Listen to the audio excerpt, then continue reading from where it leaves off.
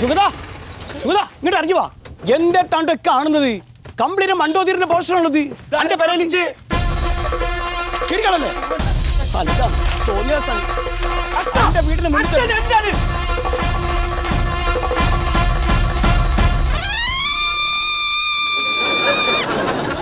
എന്താണ് സുഗത കംപ്ലീറ്റ് ഇവിടെ പോസ്റ്റർ ആണ് നിങ്ങളെ പെരയില്. ഞാൻ എന്റെ ബെഡ്റൂമിൽ പോയി അവിടെ ഉണ്ടാവും. ഇവിടെ പാർട്ടി ഓഫീസ് അത്. അച്ഛാ ഇതൊക്കെ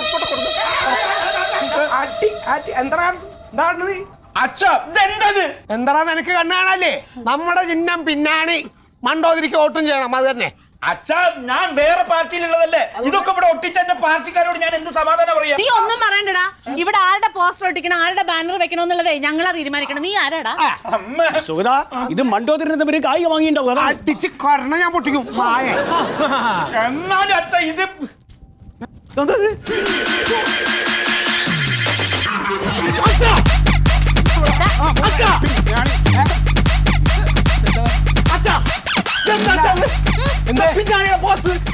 എന്തടി നിന്റെ രണ്ട് മക്കൾക്കും കണ്ണു കണ്ടൂടെ? ഇതൊക്കെ കണ്ടിട്ടും പിന്നെ എന്താന്ന് ചോദിക്കാൻ. അച്ഛാ നമ്മൾ ആരുമില്ലാത്ത സമയത്ത് പിഞ്ഞാണിയുടെ പോസ്റ്റ് ഒട്ടിച്ച് പോയതാണ് ആളുകൾ. ആരും ഒട്ടിച്ചതല്ല, ഞാൻ തന്നെ ഒട്ടിച്ചതാ.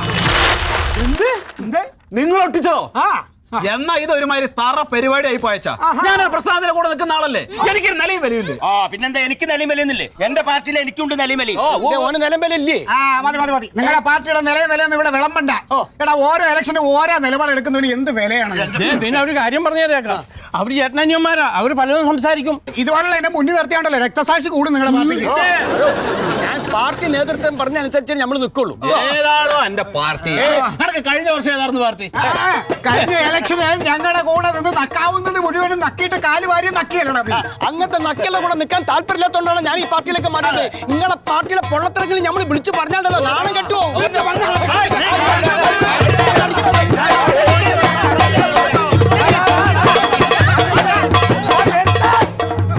അതെ, ഈ ജാതി പരിപാടി ഒന്നും ഈ വീട്ടുമുറ്റത്ത് വേണ്ട.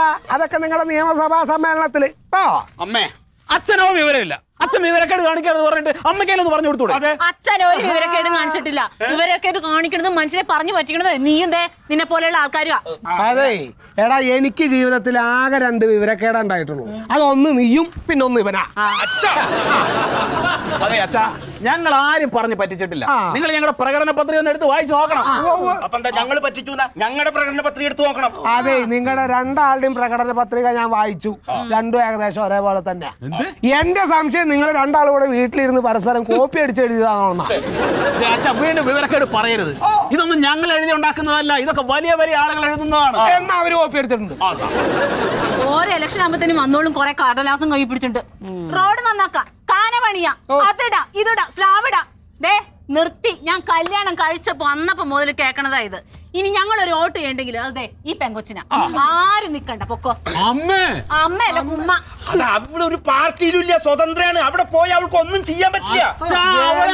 നിയമസഭയിൽ പോയാ ഒരു മൂലയിൽ ഇരിക്കേണ്ട ഈ പെണ്ണുമ്പിള്ള ആണോ? എന്നാ ഇരുന്നോട്ടെ. എന്നാലും അവള് നിന്നെ പോലെ അല്ല. അവൾക്ക് നല്ല മനസ്സുണ്ട്. ഏത് മൂലയിലിരുന്നാലും അവള് ചെയ്യേണ്ട പണി ചെയ്തോളും. എടാ നിങ്ങളോടൊക്കെ ഒരു വാർദ്ധക്യ പെൻഷന്റെ ഒരു അപേക്ഷ ഒന്ന് തയ്യാറാക്കാൻ പറഞ്ഞിട്ട് നിങ്ങൾക്ക് 2 എണ്ണത്തിനും പറ്റിയോളാ?